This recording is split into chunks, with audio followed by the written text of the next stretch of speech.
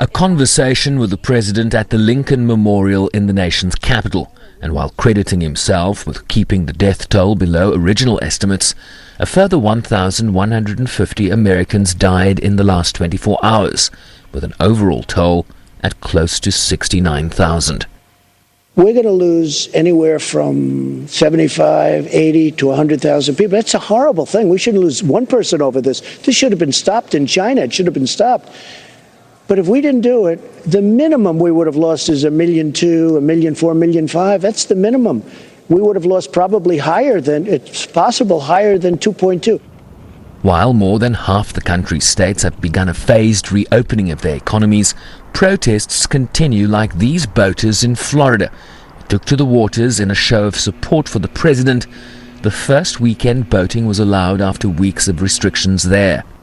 I think you can really have it both ways. I think a lot of people want to go back. They just want to go back. You see it every day. You see demonstrations all over the country, and those are meaningful demonstrations. Oh, it's big stuff. But you also have some people that are very scared.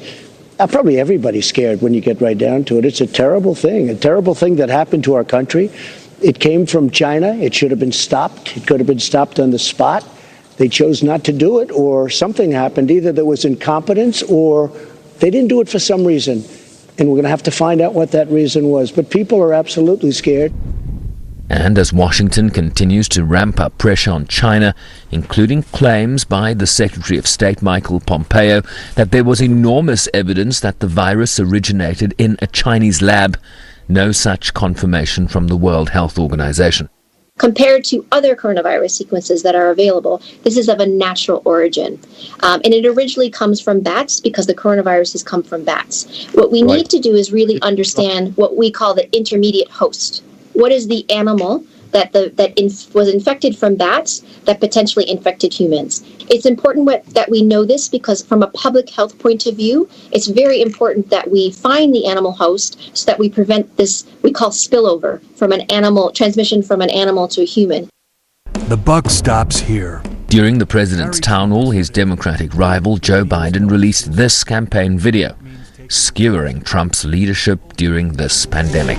He never thought he'd have to protect nearly 330 million Americans, so he didn't.